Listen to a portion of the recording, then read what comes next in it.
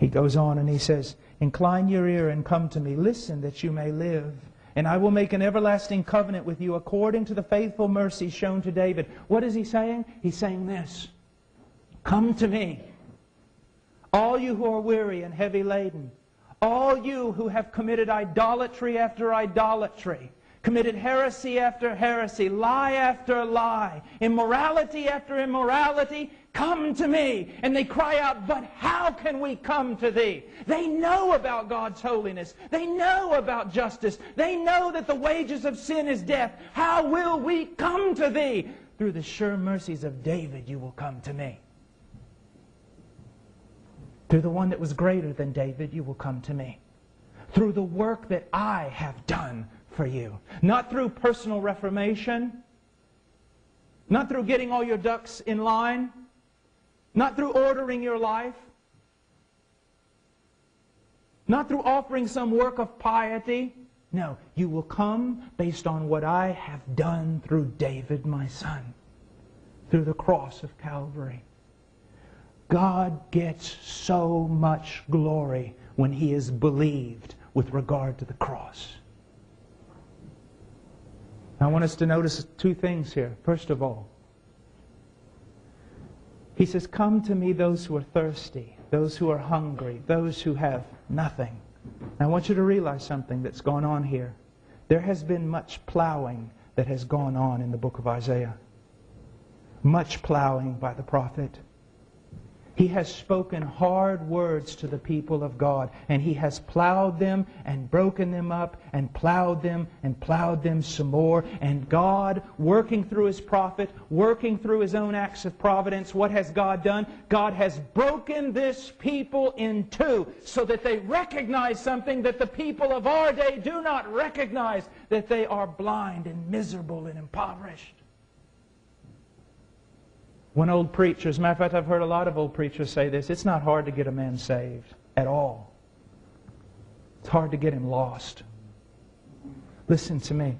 Many times, I don't like preaching much in the United States because they usually just give you a week. You can't do anything in a week. The old preachers, the ones I used to know when I was a boy, they would come into a town to plow. They would plow for 2 or 3 weeks.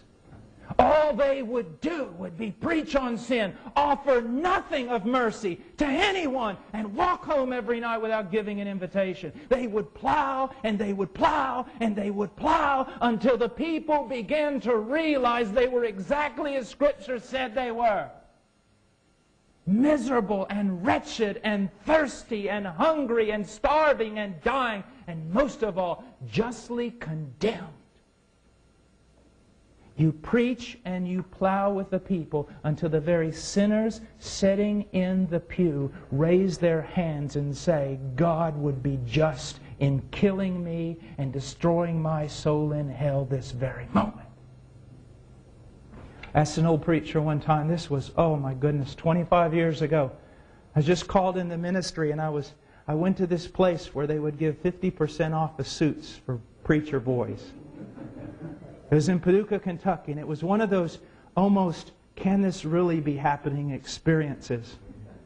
So I go into this old store, and I'm looking around, and all of a sudden the door opens, one of those doors with a bell on it, and it kind of opened up and ringed and closed. And I turned around and looked, and there's this old man standing there, and he's just looking at me. And I didn't know what to do. And so I kind of walked towards him. I said, hello, sir. He goes, hello, boy. He said, you've been called to preach? And I said, yes, sir. And he said, then let me tell you about preaching. And he pointed out the door, and he said, you see that place where that building's at right there, young man? And I said, yes, sir. Because I used to set up a tent there in the 50s and preach. And he said, boy, I'd preach for 2 weeks. On sin. On sin, boy, I would preach. And I'd leave them without an invitation. I'd leave them without hope. And I'd go home and I'd go to bed. And I said, well, sir, how long would that continue? He said, until the Spirit of God fell down on the place. And I said, well, how did you know when that happened? And he said, well, about 2 weeks into the meeting, someone handed me, I think it was $25 or $50, he said, and told me to go buy a suit. And I walked into this store. That store had been there for about 80 years. He said, I walked into the store, and when I walked through the door, there was a young man who was a clerk. When he turned around and saw me, he fell down on his face and cried out, oh God, have mercy on me, I'm a sinner. And I knew the Spirit of God had fallen down on the place. Do we really believe that anymore? You know what we're raising up? A bunch of little boys with a lot of correct theology. But where's the power of God? The power of God. Do we believe it enough? Young men, those of you who may be called to preach, do you believe it enough to wrestle in the woods? You may have the theology of David Brainerd, but do you have scarred knees like David Brainerd? You see, people must know, first of all, that they are thirsty. They must know that they are lost to appreciate this invitation. I often use an illustration of pulling out some keys and jingling them before the congregation and asking them, does this make you happy, the sound of the keys? And most of them say, why no? And I say, of course not. But if you were locked away in a dungeon, the sound of keys would fill your heart with joy. And that's why so many sinners have no respect for the gospel invitation. Their heart does not jump. They have nothing. Why? Because we have not labored in the preaching of the gospel that they may see their need for Christ.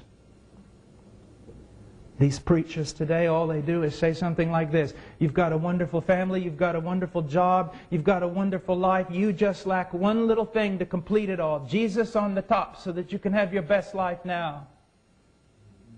What they ought to hear is, everything in your life is done. You have Christ or you have nothing.